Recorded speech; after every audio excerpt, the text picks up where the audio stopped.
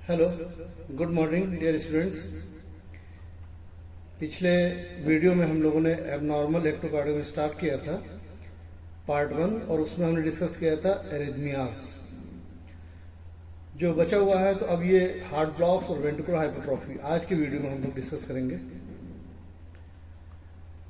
ये contents abnormal ECG के पहले भी दिखाए थे, कार्डियक एरिथमियास जो हम डिस्कस कर चुके हैं, हार्ट ब्लॉक्स, वेंट्रिकुलर हाइपरट्रॉफीज आज का टॉपिक है, और मायोकार्डियल इंफार्क्शन का इलेक्ट्रोलाइट इम्बैलेंस ये हम नेक्स्ट वीडियो के लिए हमने रख रखा है। तो आज हम स्टार्ट करते हैं हार्ट ब्लॉक से एंड देन उसके बाद वेंट्रिकुलर हाइपरट्रॉफीज।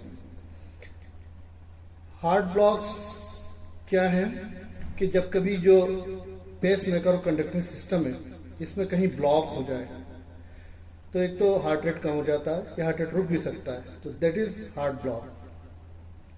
कितने तरह का हार्ट ब्लॉक हो सकता है? ऐसे नोडल ब्लॉक, अगर ऐसे नोड से इंपल्स निकलना सडनली बंद हो जाए, इंपल्स ना निकले, तो ऐसे नोडल ब्लॉक हो जाएगा। फिर आता है AV nodal block, AV node पर ब्लॉक हो जाए, अगर हल्का सा ब्लॉक है तो first degree heart block. Block अगर थोड़ा सा ज्यादा हो गया है तो सेकेंड डिग्री हार्ट ब्लॉक। इसी में एक फिनोमेना होता है वैन के बैक फिनोमेना, जो हम आपको बताएंगे, डिस्कस करेंगे। It is part of it is type of second degree heart block also। और कंप्लीट ब्लॉक हो जाए यानी कि अब इंपल्स ऐसे नोड से चल के एवी नोड पर रुक गई, आगे बढ़ ही नहीं रही, उसे कहते हैं complete heart block, that is third degree heart block. तीसरे नंबर पर आता है जो bundle branches, right bundle branch और left bundle branch, bundle of His की, ये कॉमन बंडल ऑफ हिस है। इसमें कहीं या तो राइट बंडल ब्रांच में ब्लॉक हो जाए, right bundle branch block RBBB, या लेफ्ट बंडल ब्रांच ब्लॉक हो जाए, तब क्या प्रॉब्लम होती है और ECG में क्या चेंजेस आते हैं, क्या फाइंडिंग होती है, ये 1 बाय 1 हम लोग डिस्कस करेंगे। तो ये थर्ड डिग्री हार्ट ब्लॉक के अलावा ये तो कंप्लीट हार्ट ब्लॉक है, first degree heart block, second degree heart block, Wenckebach phenomena, even bundle branch block, ये सब इनकम्प्लीट ब्लॉक कहलाते हैं, ये पार्शियल हार्ट ब्लॉक कहलाते हैं, पार्शियल हार्ट ब्लॉक या इनकम्प्लीट हार्ट ब्लॉक। और ये थर्ड डिग्री हार्ट ब्लॉक जो है ये कंप्लीट हार्ट ब्लॉक है। ना 1 बाय 1 सबसे पहले आता है ऐसे नोडल ब्लॉक। अब आप यहां देखिए, ऐसे नोड से इंपल्स जो निकल रही थी सडनली ब्लॉक आ गया, जैसे 6 साइनस सिंड्रोम में इंपल्स निकलना बंद हो गई, तो थोड़ी देर बाद में एट्रिया या एवी नोड ये इंपल्स जनरेट करना शुरू कर देंगे slow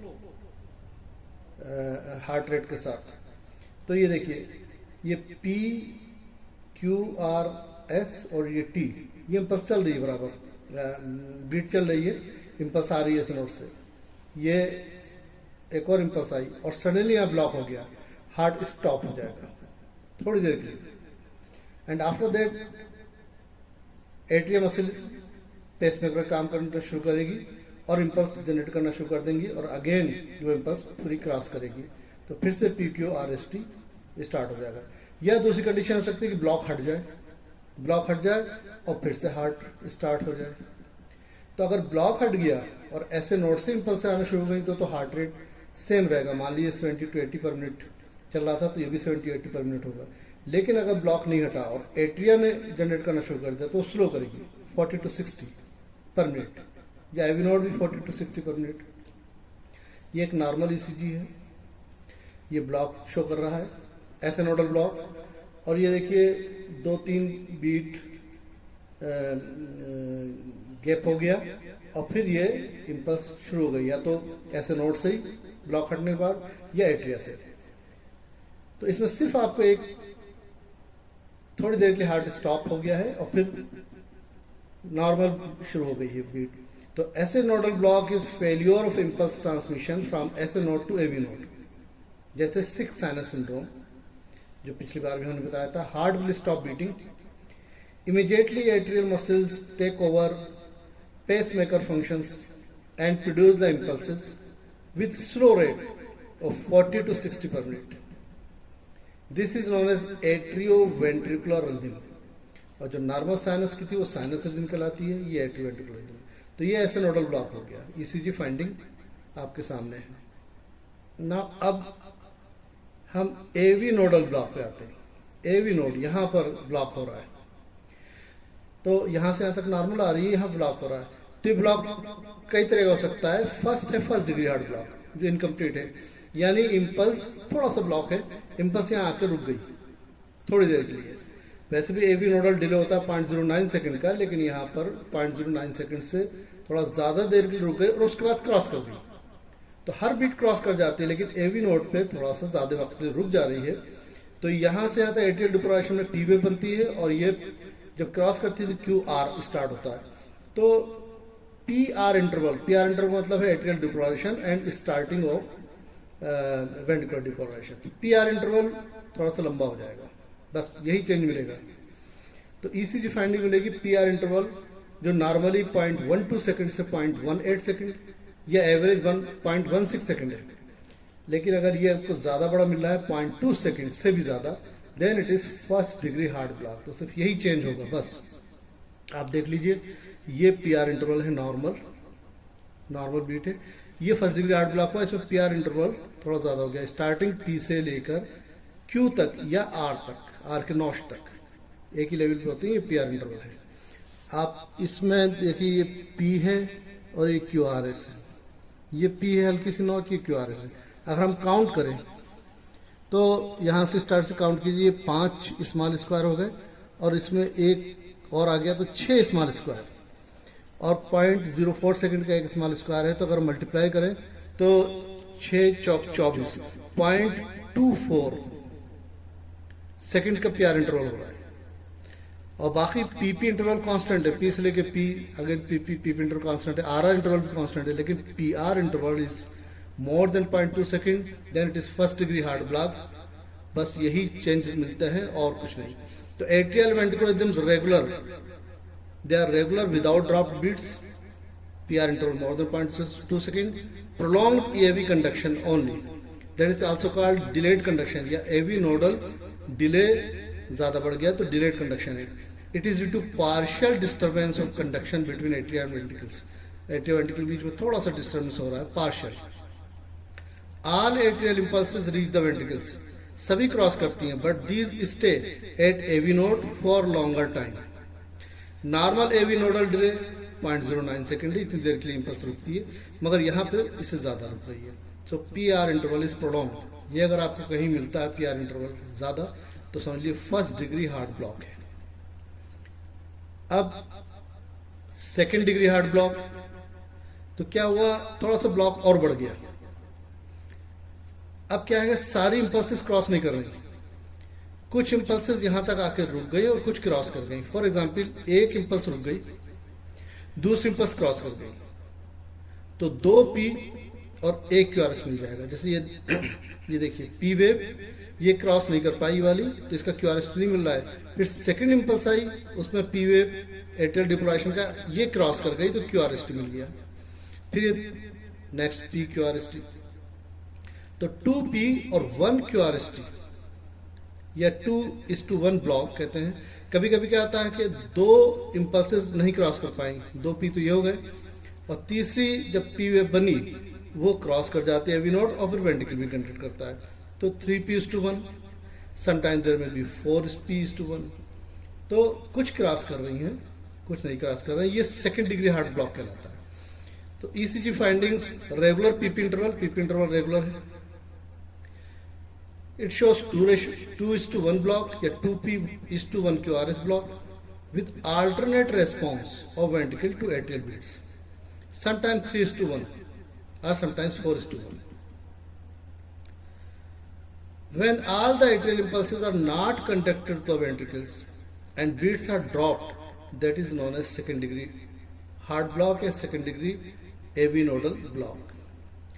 It is due to partial disturbance of conduction between atria and the ventricles. ये सेकेंड डिग्री हार्ट ब्लॉक हो गया। अब सेकेंड डिग्री हार्ट ब्लॉक में एक फिनोमेना और आता है इसी इनकम्प्लीट एवी ब्लॉक में। ये देखिए, ये एक नॉर्मल है, PQRST, अगेन PQRST, फिर PQRST, फिर PQRST। ये फिनोमेना क्या है कि ये PR इंटरवल है, सेम है, लेकिन नेक्स्ट जो इंपल्स आई वो थोड़ी देर के लिए ज्यादा रुकी, पीआर इंटरवल थोड़ा सा बढ़ गया। उससे अगली इंपल्स सक्सेसिव इम्पल्स में और पीआर इंटरवल बढ़ गया, थोड़ी और देर के लिए रुकी, फिर नेक्स्ट इम्पल्स इतनी देर के लिए रुक गई कि वो क्रॉस करने से पहले ऐसे नोड से एक और इम्पल्स आ गई, यानी सक्सेसिवली पीआर इंटरवल बढ़ रहा है। Ultimately there will be 2p is to 1 QRS। तो it is a combination of ये first degree heart block, PR interval बढ़ गया, and this becomes second degree heart block. तो ये कॉम्बिनेशन है फर्स्ट और सेकंड डिग्री का, मगर इसका नाम दिया है वेंकेबेक फेनोमेना, मोबिट्स टाइप 1। तो ये ईसीजी यहाँ पे भी देख लीजिए, ये पीआर इंटरवल, नेक्स्ट इम्पल्स में ये पी से लेकर आर पीआर इंटरवल बढ़ गया है, फिर पीआर इंटरवल और बढ़ गया, यहाँ पर पीआर इंटरवल इतना बढ़ गया कि नेक्स्ट पी वेव आ गई और उसकी क्यूआरएस आ गई। तो यहाँ पे 2p इज 1 QRS हो गया, यहाँ पे 1p QRS चल रहा है, लेकिन पीआर इंटरवल बढ़ता जा रहा है। तो ये सेकंड डिग्री हार्ट ब्लॉक में क्या होता है, there is cyclic progressive lengthening of PR interval in successive beats until a beat is dropped and 2p is to 1 QRST block occurs. Hence it is a combination of first degree and second degree heart block. So this is also a second degree heart block, और इसे कहते हैं Mobitz type 1 block. It is due to gradual decrease of impulse conduction from atria to ventricles. Gradual decrease. तो Mobitz type 1 है, तो इस तरह से Mobitz type 2 भी होता है।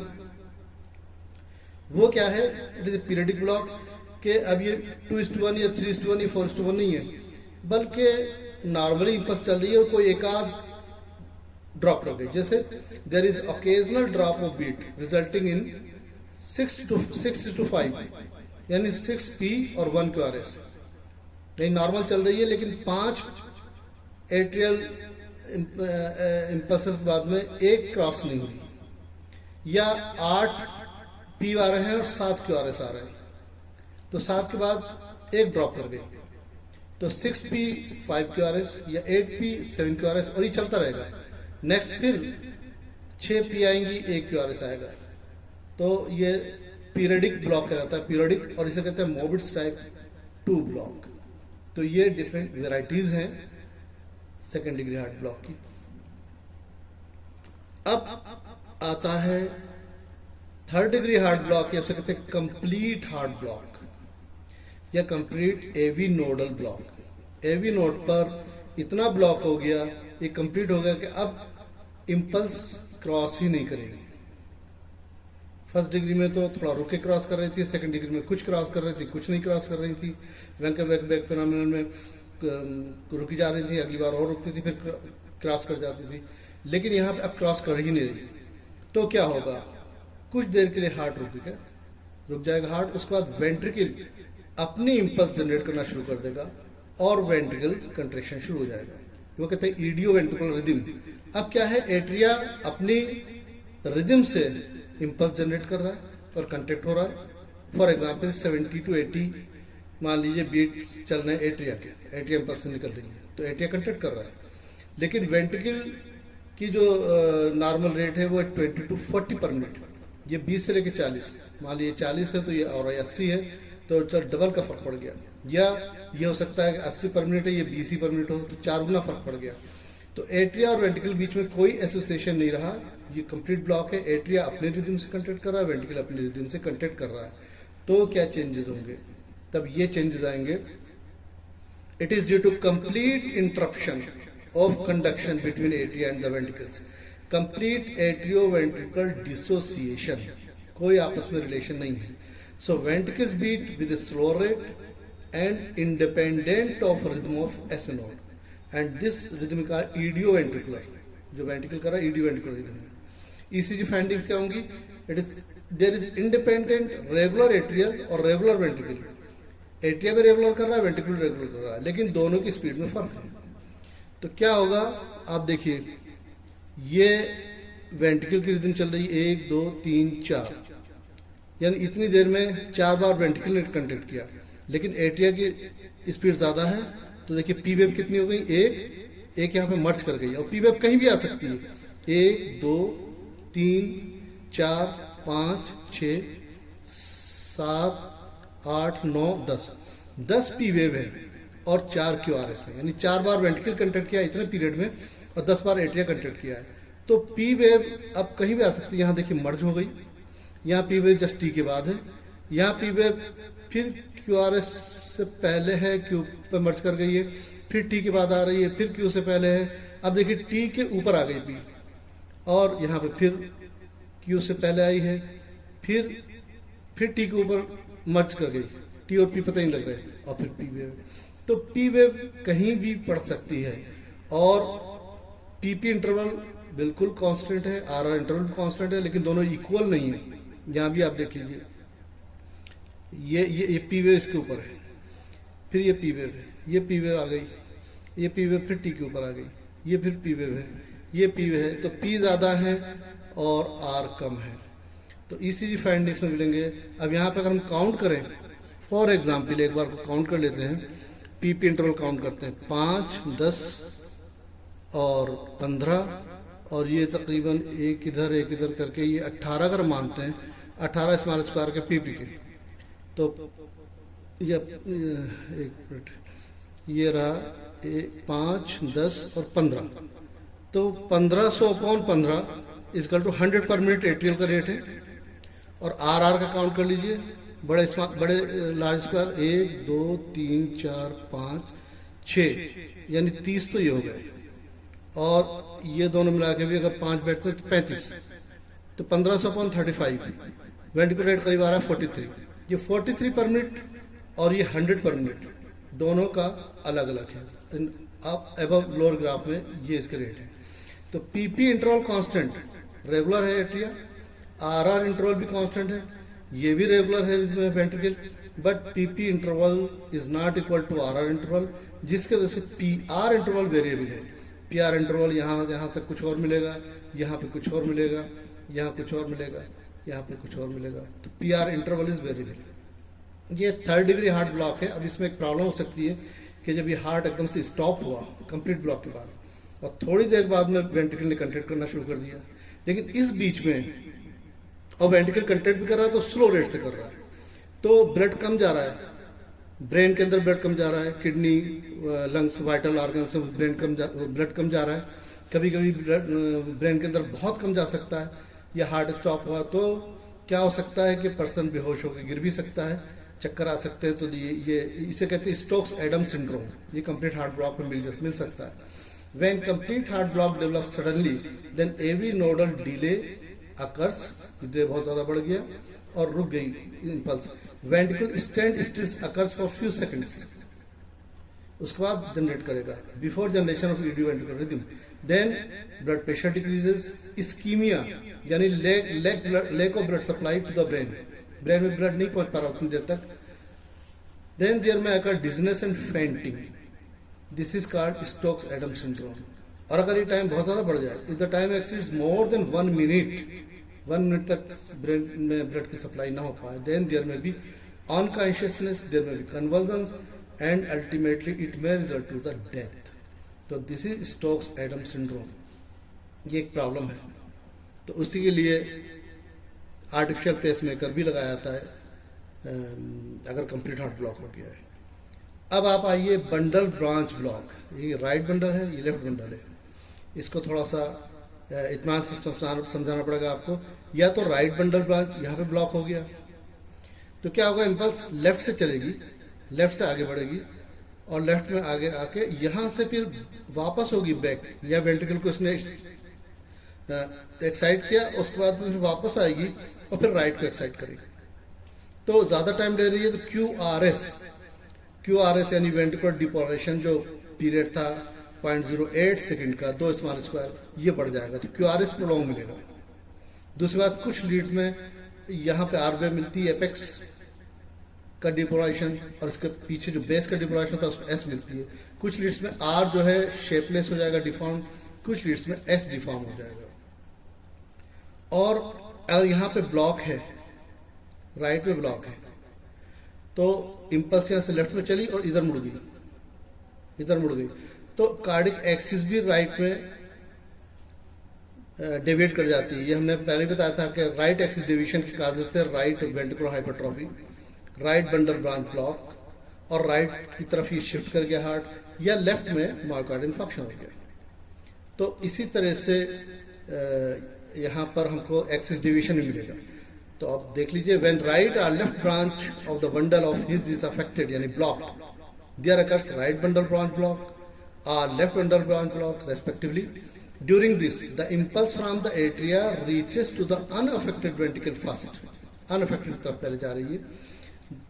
Through bundle branch of intact side, जहाँ ब्लॉक नहीं है उसके through, and then sweeps back through the muscles to activate the ventricle of the affected यानी blocked side. पहले normal side में गई और blocked side में फिर affected गई. So ECG shows normal ventricular rate, but QRS complex बढ़ जाएगा, prolong beyond 0.12 सेकेंड. नॉर्मली 0.08 होता है, 2 स्मॉल स्क्वायर, अब 3 स्मॉल स्क्वायर से भी ज्यादा. एंड डिफॉर्म यानी या तो आर स्लड हो जाएगा या एस स्लड हो जाएगा. अब मैं बहुत अच्छा सा एक फार्मूला बताता हूं जिससे आपको रटने की जरूरत नहीं है, किस लीड्स में आर किस लीड्स में एस, और आप देखते पहचान जाएंगे कि बंडल ब्रांच कौन सा है. वो समझ लीजिए. देखिए, ये आप दिमाग में रखिए, lead 1, lead 2, lead 3. Right side में एवीआर, फिर लेफ्ट साइड में एवीएल, नीचे एवीएफ. और जो चेस्ट के इलेक्ट्रोड सेक्शन में V1, V2 ये राइट साइड में हो गए, V3, V4 सेंटर में है, V5, V6 लेफ्ट साइड में. अब अगर हम राइट बंडल ब्रांच लेते हैं तो आप देखिए axis deviation, right axis deviation होगा फर्स्ट, और लेफ्ट बंडल ब्रांच में लेफ्ट एक्सिस डेविएशन. राइट का मतलब है अगर राइट में इधर को डेविएट कर गई यानी लीड 3 के पैरेलल आ जाएगी, तो लीड 3 में आपको मैक्सिमम QRS मिलेगा. 1, 2, 3 में अगर आप देखेंगे नॉर्मली 2 में मैक्सिमम होता है क्योंकि एक्सिस यूं है, अब एक्सिस यूं हो गई है, तो लीड 3 में maximum. Left bundle branch block में लेफ्ट एक्सिस डिविजन यानी कि एक्सिस यूं आ जाएगी लेफ्ट की तरफ, तो लीड 1 में मैक्सिमम QRS होगा. एक तो ये डिफरेंस हो गया. दूसरा डिफरेंस, राइट बंडल ब्रांच पर आप राइट की लीड्स ले लीजिए, राइट की लीड्स में आर वेव स्लड होगी और लेफ्ट की लीड्स में एस वेव स्लड होगी.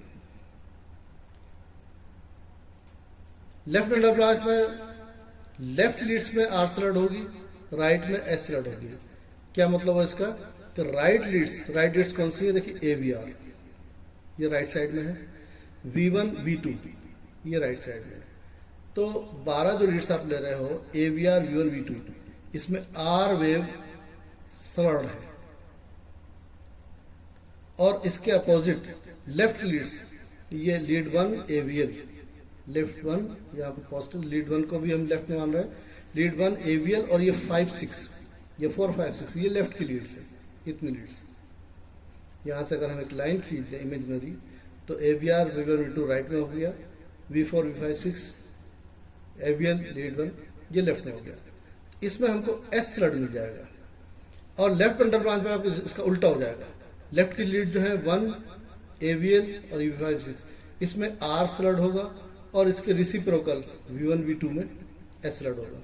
इसको और शॉर्ट में याद कर सकते हैं कि राइट की लीड्स में आपको अगर आर स्लड मिल रहा है तो right bundle branch block, left की लीड्स में अगर आर स्लड मिल रहा है तो लेफ्ट बंडल ब्रांच ब्लॉक, और उसके रिसिप्रोकल लीड्स में आपको एस स्लड मिल जाएगी. तो बहुत सिंपल सा याद रखने तरीका, रटने की जरूरत नहीं. आप ये लीड्स रटिए नहीं, इसको राइट और लेफ्ट करके याद रखिए. अब ये देख लीजिए आप, राइट बंडल ब्रांच ब्लॉक में हमने पहले बताया था राइट एक्सिस डिवीजन यानी मैक्सिमम QRS कम्प्लेक्स लीड 3 में, राइट एक्सिस ये इसके पैरेलल आ जाएगी लीड 3 में. तो आप ये देखें 1, 2, 3 AVR, AVL, aVF, V1, V2, V3, V4, V6. तो आप 1, 2, 3 में देखिए आप QRS मैक्सिमम, जबकि नॉर्मली 2 में QRS मैक्सिमम होता है. यहाँ पे मैं आपको बता दूं QRS काउंट करने का तरीका क्या है, जो मैंने उस वक्त एक्सिस डिविजन उसमें नहीं बताया था, थोड़ा ज़्यादा कॉम्प्लिकेटेड हो जाता. काउंट करने का तरीका ये नहीं है कि आप यहाँ से लेकर और यहाँ तक काउंट कर लें ये QRS है, नहीं ऐसा नहीं है. यहाँ से यहाँ तक ये QRS नहीं है, बल्कि आप पॉजिटिव जितने स्क्वायर्स हैं वो काउंट करें और निगेटिव स्क्वायर्स करें, पॉजिटिव में से निगेटिव घटा दें, वो QRS आता है. यानी यहाँ से कि यहाँ तक आप स्क्वायर काउंट करेंगे और इसके नीचे काउंट करेंगे, उनका जो डिफरेंस है दैट विल बी QRS. इसी तरह से यहाँ से लेके यहाँ तक आप काउंट कर लीजिए, और जो नीचे निगेटिव है इसको पॉजिटिव में से निगेटिव घटा दीजिए जितने स्क्वायर से. इसी तरह से ये, तो आपको देखने से भी लग रहा है कि ये लीड 3 में मैक्सिमम है, तो कौन सा डिवीजन होगा, राइट एक्सिस डिवीजन। एक तो ये चेंज मिल गया लीड 3 में। फिर हमने बताया था कि राइट बंडल ब्रांच में आर वेव राइट की लीड्स में, यानी ये AVR और V1 V2, इनमें आर वेव स्लर्ड होगी।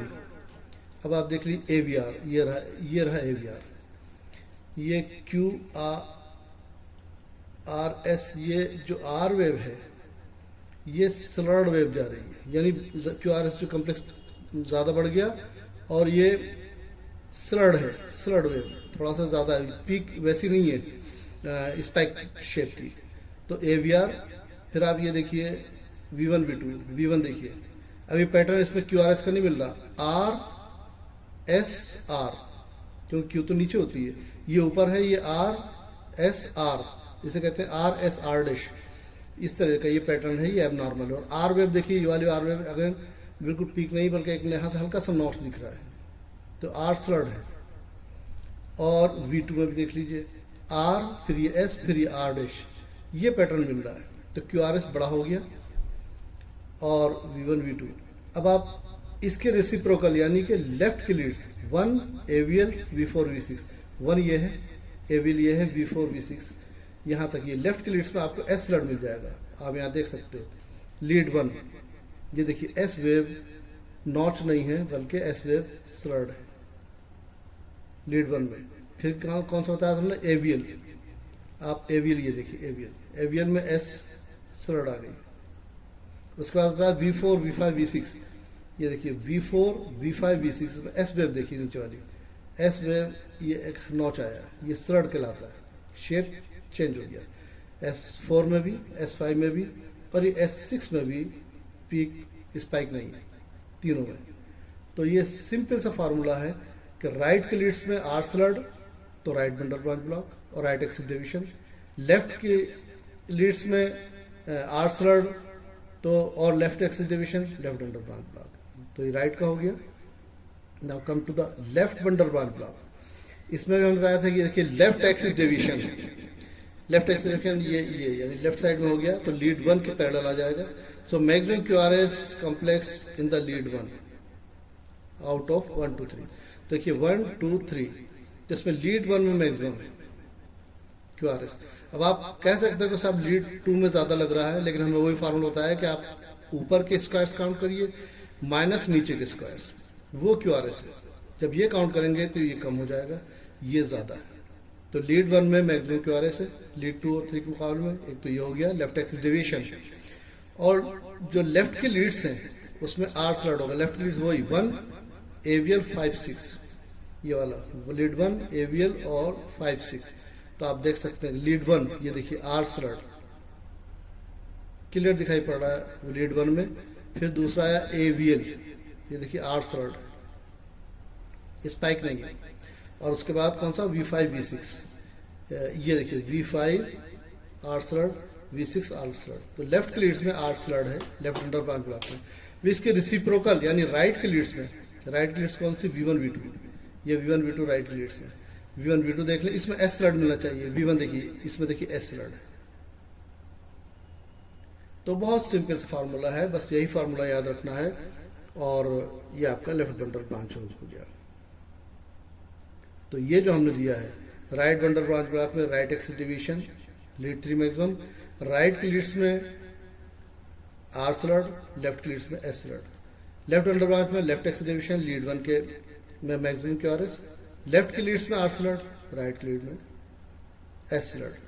तो आपके सारे ब्लॉक हो गए। तो जब ये हमने बताया था कि स्टोक्स एडम सिंड्रोम हो सकता है, पर्सन गिर सकता है, बेहोश हो सकता है, डेथ भी हो सकती है। तो अगर हार्ट ब्लॉक है, इवन बंडल ब्रांच ब्लॉक में भी और कंप्लीट हार्ट ब्लॉक में, हमें एक बाहर से पेस मेकर लगाना पड़ता है। मेडिसिनल ट्रीटमेंट तो देंगे लेकिन बाहर से आर्टिफिशियल पेस मेकर लगाएंगे। ये पेस मेकर आउटसाइड भी लगा सकते हैं चेस्ट में, लेकिन अब ये कि इम्प्लांट भी कर सकते हैं चेस्ट के अंदर। ये देखिए ये पेस मेकर है, ये लीड्स जा रही हैं और ये सब क्लेवियन वेन के अंदर से होती हुई फिर सुपियर वेना कैवा से तो राइट एट्रियम में एंटर करी, फिर राइट वेंट्रिकल में चली गई और राइट वेंट्रिकल से ये टच हो रहा है और राइट वेंट्रिकल को एक्टिवेट कर रहा है। इस तरह से इसमें कुछ पार्ट्स हैं जो लेफ्ट वेंट्रिकल को एक्टिवेट कर रहे हैं। तो राइट और लेफ्ट वेंट्रिकल दोनों को एक्टिवेट एक्साइट करता रहता है और यहाँ पे इम्पल्स जनरेट होती रहती है। तो ये आर्टिफिशियल पेसमेकर है। जो पेसमेकर ऐसे नोट का था उसका काम ये कर रहा है।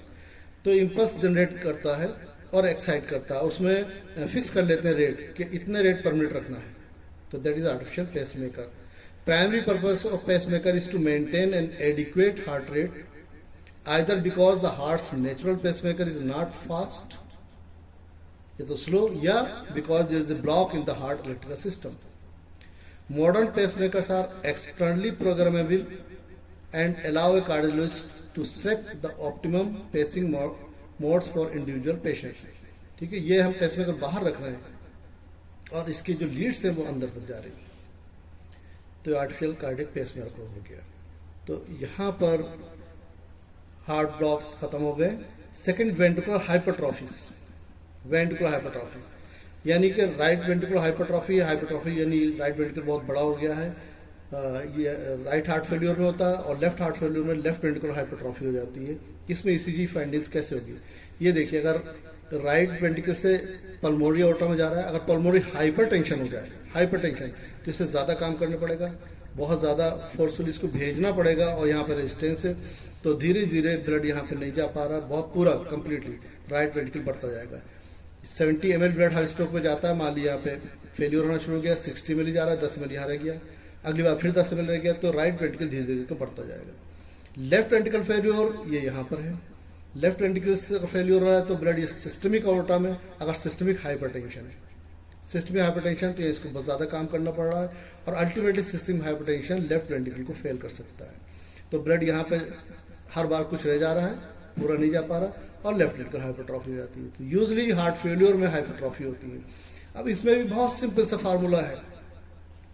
आप इसमें आर और एस इसमें देख लीजिए। वहां पे आर स्लर्ट थी, एस स्लर्ट थी, बंडलब्रांच ब्लॉक पे, यहाँ पे हाई वोल्टेज। अगर ये राइट वेंट्रिकुलर हाइपरट्रॉफी है तो आर वेव यहाँ पर बहुत ज्यादा, देखिए आर वेव बहुत ज्यादा हाई वोल्टेज होंगी अगेन राइट के लीड्स में। तो right ventricular hypertrophy, left ventricular hypertrophy. पहली बात तो ये जैसे बंडलब्रांच ब्लॉक में था ऐसी राइट एक्सिस डिवीजन इसमें भी होगा, जो हमने आपको कॉज बता रखे हैं। लेफ्ट वेंट्रिकुलर ट्रॉफी में एक्सिस डिवीजन यहाँ होगा। तो इसमें लीड 3 के में क्यूआरएस मैक्सिमम, इसमें लीड 1 में क्यूआरएस मैक्सिमम। फिर राइट के लीड्स जो V1 V2 थी, अगर उसमें हाई वोल्टेज आर वेव मिल रही है, ये देखिए V1 V2, और जो लेफ्ट की लीड है V5 V6, उसमें S हाई वोल्टेज मिल रही है, तो राइट वेंट्रिकुलर हाइपरट्रॉफी है। लेफ्ट वेंट्रिकुलर हाइपरट्रॉफी में जो लेफ्ट की लीड्स है यानी V5 V6, इसमें आर मैक्सिमम मिल रही है, और जो राइट की लीड्स है V1 V2, इसमें S मैक्सिमम मिल रही है। तो सिंपल याद रखने वाला है कि अगर आर मैक्सिमम मिल रहा है राइट लीड्स में V1 V2 में, तो राइट हाइपरट्रॉफी, और आर अगर लेफ्ट के लीड्स में मैक्सिमम मिल रहा है तो लेफ्ट वेंट्रिकुलर हाइपरट्रॉफी, और उसके करस्पॉन्डिंग जो लीड्स है उसमें एस मैक्सिमम मिलेगा, हाई वोल्टेज। तो अगर हम एक चीज और भी बता दें, ये देखिए right ventricular hypertrophy, left ventricular, ये V1 V2 और V1 V2 इसके आमने सामने रख दें तो ऐसा लगेगा जैसे बीच में मिरर है और ये दोनों एक दूसरे के अपोजिट जा रही है, मिरर इमेज। अब यहाँ पे देखिए V5 V6 कर हम रख दें, ये V5 V6, एस इधर और इधर आर, तो ये भी मिरर इमेज लग रही है, एक दूसरे की तरफ जा रही है। तो ये एक चीज इसमें होती है। तो ये आपको बहुत सिंपल फार्मूला है। बंडलब्रांच ब्लॉक में आर स्लर्ट एस स्लर्ट देखते हैं राइट और लेफ्ट लीड्स में, इसमें आर हाई वोल्टेज और लो वोल्टेज। तो अब देखिए राइट वेंट्रिकुलर हाइपरट्रॉफी कैसे पहचानेंगे आप। नंबर 1 राइट एक्सिस डेविएशन, यानी इधर को डिवाइड करेगा, लीड 3 में क्यूआरएस मैक्सिमम मिलेगा। तो आप देखिए लीड 1 2 3 में देख लीजिए मैक्सिमम क्यूआरएस। तो सिंपल सा लीड 2 में ना होकर लीड 3 में है तो राइट एक्सिस डिवीजन है, लीड 1 में लेफ्ट एक्सिस डिवीजन होगा। एक तो चीज ये मिल गई। दूसरे हमने बताया था कि राइट वाली जो लीड्स है यानी V1 V2, इसमें आर मैक्सिमम और V5 V6 में S मैक्सिमम। यूजली क्या होता है, ये देखिए V1 V2 V3 V4 V5 usually V1 में आपने देखा होगा कि आर स्मॉलेस्ट है, एस लार्जेस्ट है, फिर धीरे धीरे करके आर बढ़ता जाता है, एस कम होता जाता है। मगर यहाँ पर आप V1 V2 में आर हाई वोल्टेज दिखाई पड़ रहा है, एस बहुत कम है, तो ये एबनॉर्मल है। तो राइट के लीड्स में आर इज मैक्सिमम, और जो लेफ्ट के लीड्स हैं V5 V6 इसमें एस मैक्सिमम, बहुत हाई वोल्टेज दिखाई पड़ रही है। तो ये राइट वेंट्रिकुलर हाइपरट्रॉफी हो गई, बिल्कुल इसका रिवर्स जो है, और ये पल्मोनरी हाइपरटेंशन में हो सकता है। इसका opposite left ventricular hypertrophy, left axis deviation आएगा, लेफ्ट वेंट्रिकल में हाइपरट्रॉफी है, तो लेफ्ट एक्सिस यानी लीड 1 के पैरेलल हो जाएगी, तो QRS लीड 1 में ज्यादा मिलना चाहिए। आप देखिए 1 2 3 लीड 1 में मैक्सिमम QRS है, लीड 2 में इसका डिफरेंस, लीड 3 में इसका डिफरेंस, तो लीड 1 में मैक्सिमम, तो लेफ्ट एक्सिस डेविएशन हो गया। फिर जो लेफ्ट के लीड्स हैं यानी V5 V6 उसमें आर हाई वोल्टेज, ये देखिए V5 V6 लेफ्ट के लीड्स में आर हाई वोल्टेज, और जो राइट के लीड्स हैं V1 V2, ये रहा V1 V2, इसमें एस हाई वोल्टेज। नॉर्मली बताते हैं कि आर इसमें स्मॉलेस्ट है, एस बड़ा है, लेकिन यहाँ पे एस बहुत ज्यादा बड़ा है, नॉर्मल से ज्यादा हाई वोल्टेज। तो ये राइट वेंट्रिकुलर हाइपरट्रॉफी, ये लेफ्ट वेंट्रिकुलर हाइपरट्रॉफी हो गई। तो सिंपल सा फॉर्मूला है कि राइट के लीड्स में अगर आर मैक्सिमम है और राइट एक्सिस डिवीजन है, राइट वेंट्रिकुलर हाइपरट्रॉफी। लेफ्ट के लीड्स में चेस्ट लीड्स में V5 V6 अगर आर मैक्सिमम है और लेफ्ट एक्सिस डिवीजन है, लेफ्ट वेंट्रिकुलर हाइपरट्रॉफी। तो बहुत रटने की जरूरत नहीं है लीड, बस राइट और लेफ्ट याद रखिए, राइट में V1 V2, लेफ्ट में V5 V6। इसमें सिर्फ चेस्ट लीड्स ही देखते हैं। तो यहां पर हमारा ये टॉपिक कंप्लीट हो गया है। इस तरह क्वेश्चन बन सकते हैं। मैं 5 मिनट है, 5 मिनट में आपको एक शॉर्ट रिवीजन कराना चाहता हूं, जिससे कि दिमाग में बिल्कुल बात आ जाए। Quick revision. हार्ट ब्लॉक्स ऐसे नोडल ब्लॉक जहां पर सडनली स्टॉप हो जाएगी और थोड़ी देर बाद फिर स्टार्ट हो जाएगी, या तो ब्लॉक खत्म हो गया या एट्रियल मसल्स, मगर वो एट्रियल मसल्स हैं वो स्टार्ट होते हैं तो स्लो हार्ट रेट रहेगा, और उसको कहेंगे atrioventricular rhythm. Then first degree heart block में इंपल्स कुछ देर के लिए ज्यादा देर के लिए रुकेगी, फिर क्रॉस कर जाएगी, तो PR इंटरवल प्रोलॉन्ग है, बस सिर्फ यही मिल रही है, यही डिफरेंस है फर्स्ट डिग्री हार्ट ब्लॉक में। PR interval is more than 0.2 second, normally 0.16 होती है, मोर than 0.2 second first degree heart block. Second degree heart block में कुछ इंपल्सेस यहाँ पे रुक गई, कुछ क्रॉस कर गई, तो 2P 1 QRS हो सकता है, 3P 1 QRS हो सकता है, 4P 1 QRS हो सकता है, second degree heart block. Wenckebach phenomena क्या है कि PR इंटरवल सक्सेसिवली बीट में बढ़ रहा है, या और बढ़ रहा है, या और बढ़ रहा है, और अल्टीमेटली 2P आ गई और एक ड्रॉप हो गई। ये वैंकबर्ग फिनोमेना मोबिट्स टाइप 1 है। मोबिट्स टाइप 2 में 5 नॉर्मल थी, 6ठी ड्रॉप हो गई, तो 6 to 5 ब्लॉक। या 8 इंपल्सेस नॉर्मल आई P वेव, और 7 और 8वीं ड्रॉप कर गई, तो 6 to 5 का, या 8 to 7, ये मोबिट्स टाइप 2।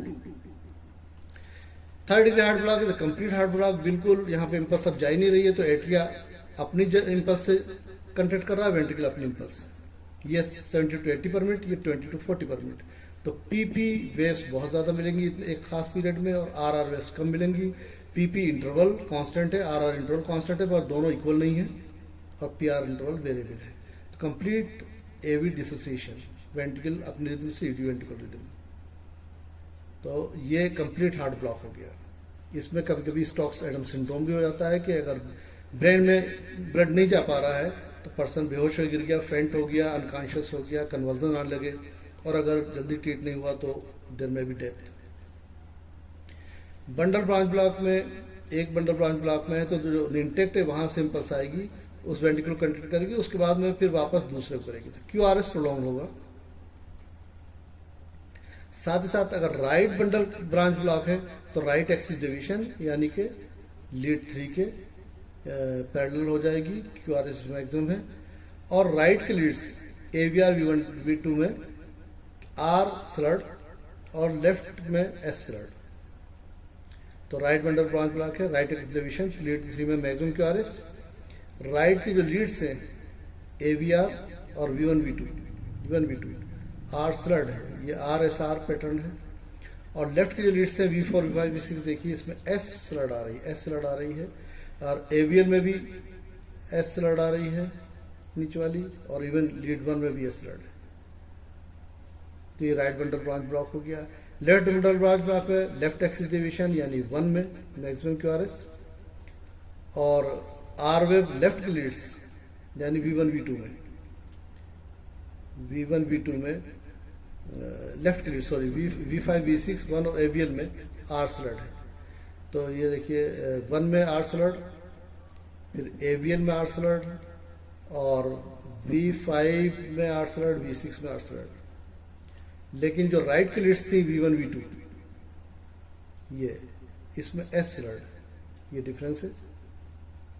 तो इसके लिए पेस मेकर लगाते हैं। तो ये बाहर पेस मेकर लगा, इसके लीड जो है अंदर जाते हुए ये वेंट्रिकल तक जाके अटैच हो जाती हैं, राइट लेफ्ट वेंट्रिकल में, इसको एक्साइट करती रहती हैं और हार्ट रेट इसमें मेंटेन कराते हैं। और वेंट्रिकुलर हाइपरट्रॉफी जो हार्ट फेलियर में होता है, उसमें भी राइट वेंट्रिकुलर हाइपरट्रॉफी में right axis division, left ventricular में लेफ्ट एक्सिस डिवीजन। मगर यहाँ पर हाई वोल्टेज राइट की लीड्स में, राइट में हाई वोल्टेज, लेफ्ट की लीड्स में S voltage, right ventricular hypertrophy है। लेफ्ट की लीड्स में अगर हाई वोल्टेज है और राइट की लीड्स में S वोल्टेज, तो लेफ्ट वेंट्रिकुलर हाइपरट्रॉफी है। तो ये सिंपल सा राइट वेंट्रिकुलर में देखिए लीड 3 में मैक्सिमम QRS, और राइट की लीड्स V1 V2 ये रहा, हाई वोल्टेज R वेव है, जबकि यहाँ नॉर्मली S ज़्यादा होती है। और V5 V6 में देखिए S हाई वोल्टेज है, जिसमें सिर्फ चेस्ट लीड्स ही देखते हैं। लेफ्ट में लेफ्ट वेंट्रिकुलर का हाइपरट्रॉफी, लेफ्ट एक्सिटेशन, ये लीड 1 में QRS मैक्सिमम, और लेफ्ट की जो लीड्स हैं V5 V6 इसमें R हाई वोल्टेज, और राइट की जो लीड्स हैं V1 V2 इसमें S हाई वोल्टेज। बस सिंपल सा ये हाइपरट्रॉफी हो गई। तो ये क्वेश्चन बन सकते हैं, discuss the ECG in various types of heart blocks, सारे इनकम्प्लीट, कंप्लीट और ब्लॉक्स में। Short notes in the Wenckebach phenomena, Stokes Adam syndrome, artificial pacemaker क्या होते हैं बता दीजिए, और राइट और लेफ्ट वेंट्रिकुलर हाइपरट्रॉफी में क्या क्या ECG फाइंडिंग्स होते हैं। तो ये हमारा आज का टॉपिक कंप्लीट हो गया। एरिथमियाज हो गए, वेंट्रिकुलर हाइपरट्रॉफी हो गई, हार्ट ब्लॉक हो गया। अब सिर्फ मायोकार्डियल इन्फॉक्शन बचा है और इलेक्ट्रोलाइट इम्बैलेंस बचा है, जो नेक्स्ट वीडियो में कंप्लीट हो जाएगा। तो ये ECG कंप्लीट हो जाएगा। उसके बाद में हम लोग नए टॉपिक्स लेंगे। आप लोग पढ़िए, मेहनत कीजिए। All the best. Thank you very much.